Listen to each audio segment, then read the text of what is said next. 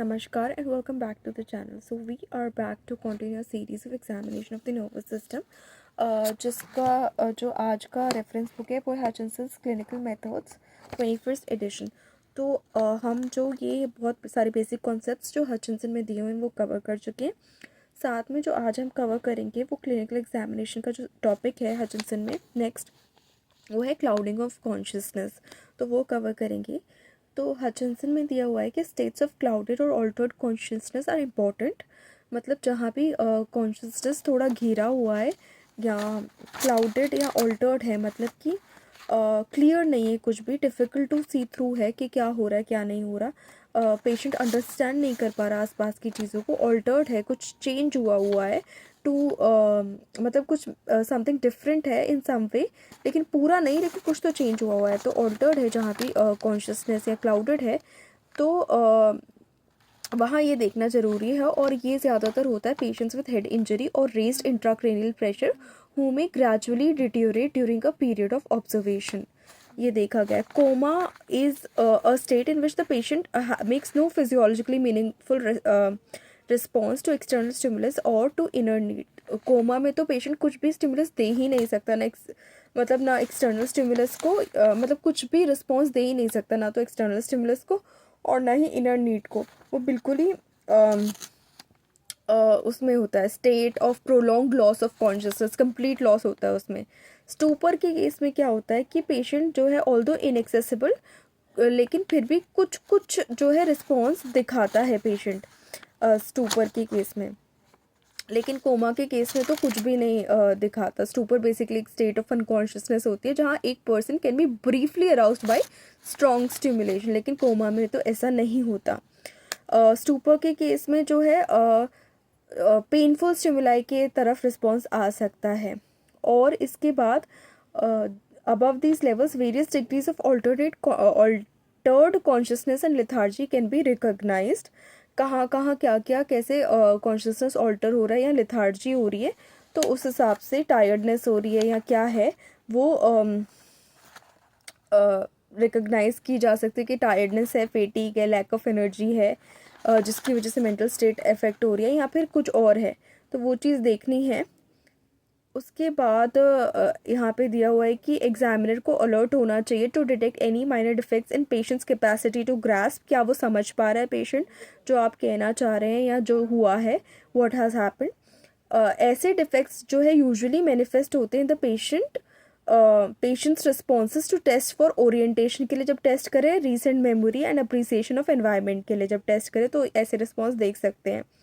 जो कोमा का असेसमेंट है और ऑल्टर्ड कॉन्शियसनेस का असेसमेंट है वो एक अलग ही चैप्टर में डिस्क्राइब कर रखा है, जिसको हम डेफिनेटली कवर करेंगे सूनर और लेटर.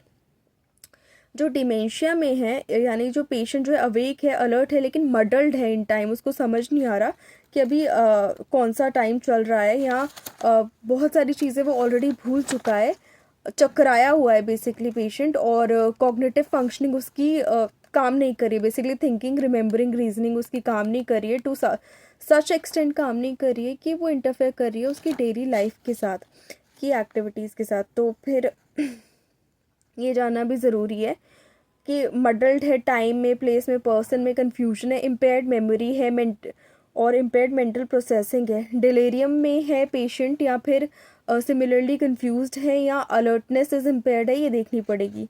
डिलेरियम में पेशेंट जो है कंफ्यूज्ड होता है लेकिन अलर्टनेस भी इम्पेयर्ड होती है.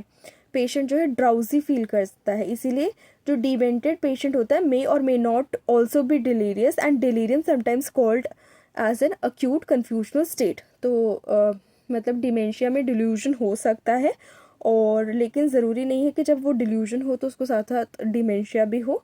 सॉरी, हाँ, डिमेंशिया में डिलेरियम हो सकता है, लेकिन ज़रूरी नहीं है डिलेरियम हो तो उसको डिमेंशिया भी हो. तो डिलेरियम बेसिकली एक अक्यूट कन्फ्यूजनल स्टेट हो जाती है, और can occur as an acute abnormality without underlying dementia. Dementia is not necessarily irreversible. It is a clinical syndrome which has a number of different causes. किसी किसी case में dementia reversible भी हो सकता है, यानी ठीक भी हो सकता है. अब जो क्लिनिकल फीचर्स ऑफ डिमेंशिया है वो बेसिकली फ्रंटल लोब फीचर्स हो सकते हैं, जिसमें impaired judgement, altered blunted personality हो सकती है पेशेंट की, और loss of emotional control, loss of mental inhibition, failure to plan ahead, impairment of language production हो सकता है। उसके बाद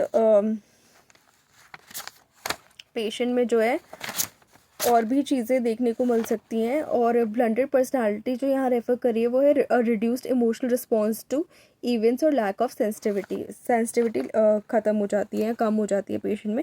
फिर टेम्पोरल लोब फीचर्स में देखने को मिलता है कि loss of memory for recent events, impaired immediate recall, language disorder होता है, वर्निक टाइप एफेजिया, बेसिकली इसको रेपिटेटिव एफेजिया भी कहते हैं, जिसमें एक लैंग्वेज डिसऑर्डर है that makes it difficult to understand and speak written and spoken language. ऐसा पेशेंट जो है ही और she may be speaking fluently, लेकिन कुछ सेंस नहीं बनाए हो सकता है, unaware that what they are saying is wrong, have difficulty reading and writing, experience word salad और interrupt others and speak rapidly. ऐसे पेशेंट्स को ये दिक्कत हो सकती है। फॉर्म्ड विजुअल और ऑडिटरी हेलुसिनेशंस हो सकती हैं।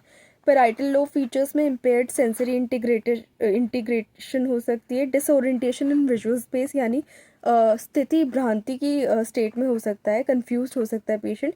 Impaired visual recognition, receptive aphasia again हो सकता है, डिस्टर्ब्ड बॉडी इमेज हो सकती है। तो ये 3 डिफरेंट तरीके की लोब जो इफेक्टेड है उनके अकॉर्डिंग डिफरेंट फीचर्स हो सकते हैं डिमेंशिया के, जो एग्जामिनेशन के बाद जानना ज़रूरी है, जज करना ज़रूरी है। So that's it for this video. Please like the video, share the video, subscribe to the channel, do not forget to hit the bell icon. Thank you so much.